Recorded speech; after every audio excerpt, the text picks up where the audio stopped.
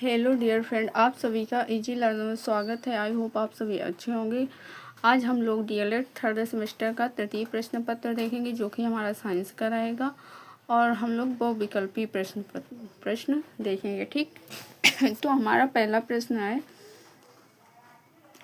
एस्टिलीन का रासायनिक सूत्र। एस्टिलीन का रासायनिक सूत्र क्या है? तो आपका एस्टिलीन का रासायनिक सूत्र हो जाएगा C2H2। ठीक, ये आपका किस तरह, आपके इसमें सिंगल बॉन्ड होंगे, दोनों में सिंगल बॉन्ड होंगे। ठीक, ये इसका आपका सिंगल बॉन्ड होगा। ठीक है, जैसे कि एन आइन आपके 10 होते हैं ना, मेथ एथ प्रोब ब्यूट पेंट हेक्स हेफ्ट ऑफ नॉन डेक।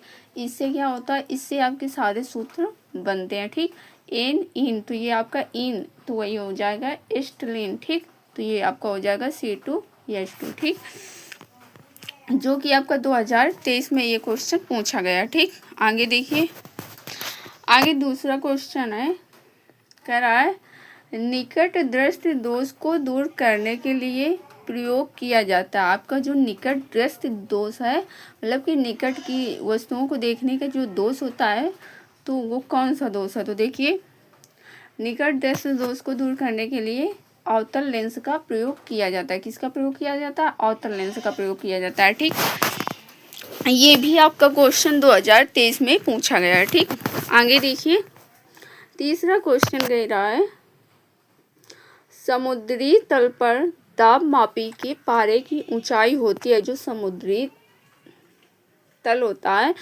वो पूछा गया है कि इसके दाब मापी की ऊंचाई कितनी होती है। तो इसके दाब मापी की ऊंचाई आपकी होती है 76 सेंटीमीटर। कितनी होती है? 76 सेंटीमीटर। ये भी आपका क्वेश्चन किसमें? 2023 में पूछा गया। ठीक, आगे उसके बाद चौथा नंबर कह रहा है निम्नलिखित में से पत्ती से संबंधित अंग नहीं है। मतलब कि इसमें जो आपके ऑप्शन दिए हैं, तो इसमें क्या कह रहा है कि ऐसा कौन सा ऑप्शन है जो कि पत्ती से संबंधित नहीं है। कोई मान लो वृक्ष है, तो वृक्ष में जो पत्तियां होती हैं, तो वही पूछा गया कि उसका संबंध मतलब कि पत्तियों से नहीं है। ऐसा कौन सा ऑप्शन है आपका? तो देखिए,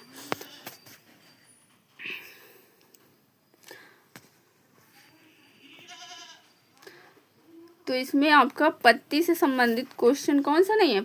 पर्व संधियां, ये आपका पत्ती से संबंधित क्वेश्चन नहीं है। ठीक, पत्ती मतलब कि पत्ती से संबंधित ये अंग आपका नहीं है। पर्व संधियां ये आपका पत्ती से जुड़ा हुआ अंग नहीं है। ठीक, पर्णधार ये आपका पत्ती से जुड़ा हुआ है। ठीक, उसके बाद पर्णव्रत ये भी आपका पत्ती से जुड़ा, और पर्ण फलक ये भी आपका पत्ती से जुड़ा होता है। और ये जो आपका पर्व संधियां होता है, ये पत्ती से जुड़ी नहीं होती, बल्कि ये जो टहनियाँ होती हैं ना, जहाँ से मतलब कि निकलती हैं, वहाँ वही उसी भाग को हम पर्व संधियाँ कहते हैं। ठीक, आगे देखिए, उसके बाद पांचवा नंबर है, कह रहा है कार्बन का अक्रिस्टलीय अपरूप है। कार्बन का अक्रिस्टलीय अपरूप है। तो कार्बन का आपका अक्रिस्टलीय अपरूप कौन सा है? देखिए, आपका है सेफ ब्लैक। ये आपका क्या है? ये आपका कार्बन का अक्रिस्टलीय रूप है। ठीक, और ये जो आपके हैं, ये सारे क्रिस्टलीय रूप हैं। देखिए, जैसे ग्रेफाइट हो गया, क्लोरीन हो गया, हीरा होगा, ये आपका अक्रिस्टलीय रूप है। और जो आपका सेफ ब्लैक है, ये आपका कार्बन का अक्रिस्टलीय रूप है। ठीक, आगे देखिए, कह रहा है संतृप्त हाइड्रोकार्बन का अणुसूत्र है। संतृप्त हाइड्रोकार्बन का अणुसूत्र है। तो आपका संतृप्त हाइड्रोकार्बन का अणुसूत्र है, कौन सा है? ए नंबर है। ठीक, CnH2n+2, ये आपका संतृप्त हाइड्रोकार्बन है। ठीक, आगे देखिए, उसके बाद चौथा क्वेश्चन है, कह रहा है एल्यूमिनियम कार्बोहाइड पर जल की क्रिया द्वारा कौन सा कार्बन, मतलब कौन सा हाइड्रोकार्बन उत्पन्न होता है। ठीक, देखिए, फिर से दोबारा रिपीट कर लेते हैं। क्वेश्चन कह रहा है एल्यूमिनियम मतलब कि कार्बाइड पर जल की क्रिया द्वारा कौन सा हाइड्रोकार्बन उत्पन्न होता है। मतलब जल की क्रिया में करने से पूछा है कौन सा हाइड्रोकार्बन उत्पन्न होता है। तो इसमें आपका कौन सा कार्बन उत्पन्न होता है? मेथेन। ठीक, आपका मेथेन उत्पन्न होता है। ठीक है, उसके बाद है 8वां क्वेश्चन है। 8वां क्वेश्चन कह रहा है सोडियम एसीटेट को सोडा लाइम के साथ गर्म करने पर गैस प्राप्त होती है। मान लो सोडियम जो है उसे क्या, एसीटेट को सोडा लाइम के साथ जब हम मिक्स करके गर्म करते हैं तो वही कह रहा है गर्म करने पर गैस प्राप्त होती है। मतलब कौन सी गैस प्राप्त होती है? तो आपकी कौन सी गैस प्राप्त होती है? मेथेन गैस प्राप्त होती है। ठीक है, उसके बाद 9वां क्वेश्चन है हरित लवक मतलब हरित लवण रहित पौधे का समूह है। हरित लवण रहित पौधे का समूह है, तो कौन सा समूह है? आपका हरित लवक पौधे का जो समूह है वो कवक है। ठीक, उसके बाद 10वां क्वेश्चन हो जाएगा किसी वस्तु द्वारा प्रति सेकंड किए गए कंपनों की संख्या को कहते हैं। किसी वस्तु द्वारा प्रति सेकंड में किए गए कंपनों की संख्या को कहते हैं। तो क्या कहते हैं? आवृत्ति कहते हैं। ठीक, क्या कहते हैं? आवृत्ति कहते हैं।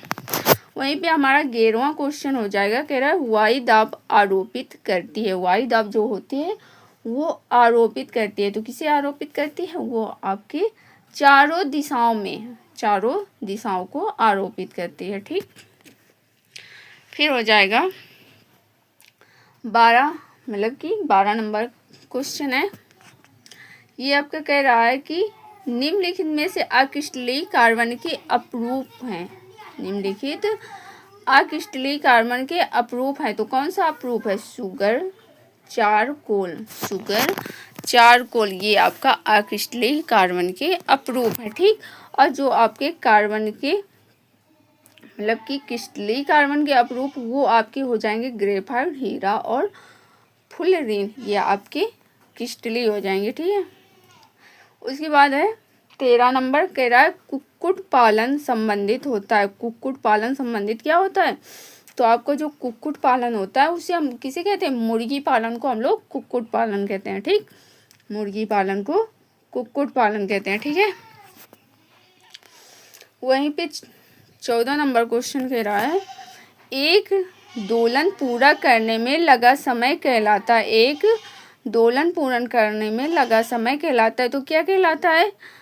आवर्तकाल। ये आपका क्या है? ये दोलन को, एक दोलन को पूरा करने में जो समय लगता है उसे हम आवर्तकाल कहते हैं। ठीक,